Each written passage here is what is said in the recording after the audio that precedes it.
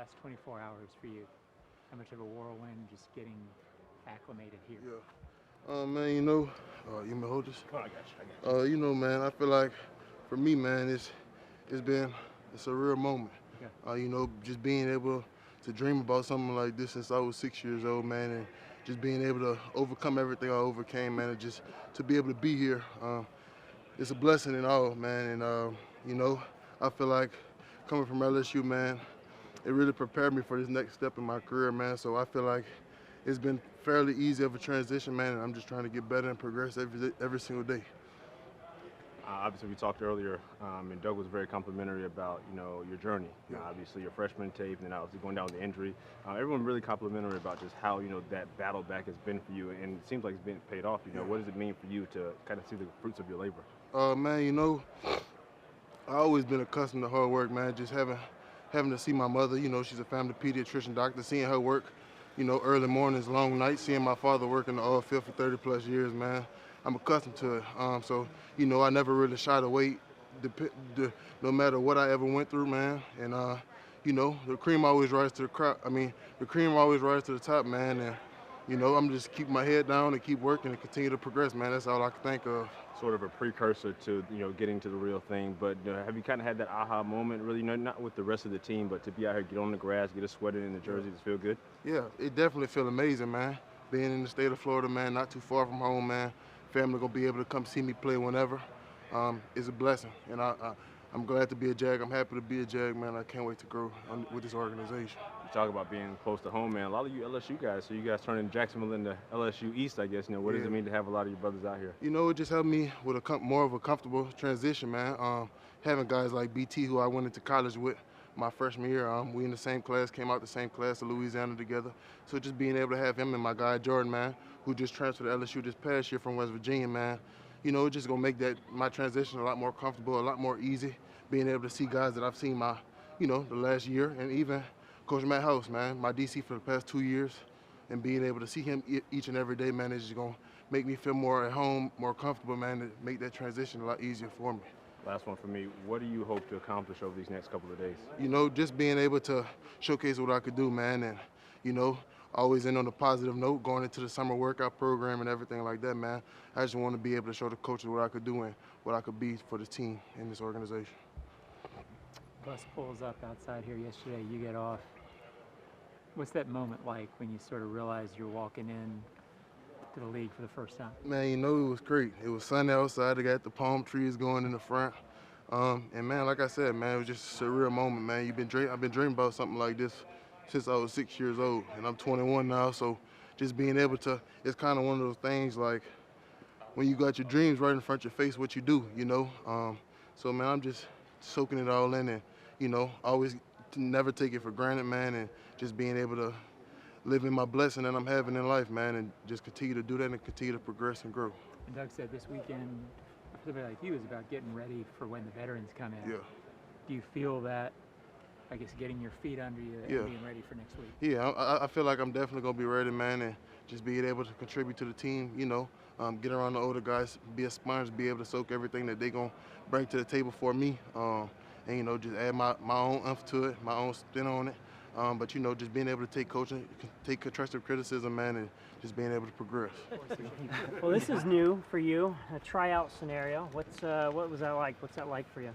It's exciting. It's good to be back out here and be around this structure in football and such a beautiful organization. So I'm excited. I'm happy about it. What was last year like, being out? It was stressful. It was stressful. You know, I learned a lot about the man, you know, and getting healthy and things like that, spending more time with family. Kept me grounded, you know, had a good support system, but, you know, it's always good to be back out here. When did you make the decision, hey, I want to try and get back in? Or was that always the plan? Yeah, it was always the plan. It was always the plan. Why Jacksonville? It's a good opportunity. You know, I'm about a 40-minute flight from here, so it's a good opportunity. And not only that, you know, this is a great football team who's on the cusp of doing some really great things inside of this division and in the league. So, you know, I thought it'd be a good opportunity. Did you have other teams express interest as well, or no? A few other teams, but this was really on the radar for the most part around this time, and making sure I came out here and did what I had to do. And the LSU connection had nothing to do with it, like 9 LSU guys here? Nah, it didn't, but it's looking that way. How did you feel out there? I felt pretty good. You know, I got some cleanup things to do, obviously, but you know, for the most part, I felt pretty good. Caught the ball well, so I feel good. So what did you want to get out of today, other than, you know, just feeling good? Yeah, man, just if I could really do it, if I still really want to do it, you know, and pushing myself to those limits. You know, being out of football last year was very tough. And like I said, it made me grounded, but it also made me humble and grateful, you know, to have opportunities, even like this. You know, this is a good stepping stone toward the next chapter of what I'm looking for.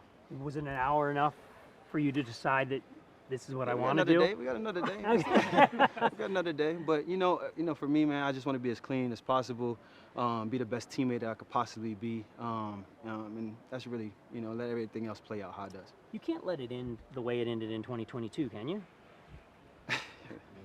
Yeah, that's a fair question. The competitor in me says no, you know, but again, you know, whatever is in God's plans and in His cards, I just kind of rock with that. You know what I mean? When did you start feeling really good physically after 22? Sometime last year, I can't pinpoint exactly when, you know, but I was ready to go last year. You know, if the right team would have called. Yeah, you know, football is a little bit different than training on your own too at the same time. So. Getting back out here inside of this structure, they got a great structure set up for the rookies right now, and veterans guys, it feels like, as well. So I'm excited. Impressions of Brian Thomas? Sorry. Elite. So just watching him out here and, you know, seeing it firsthand in person. I've seen it on TV a couple of times, you know, but seeing it firsthand, he's elite. Would you be open to being a little bit of a mentor to him moving forward? Absolutely.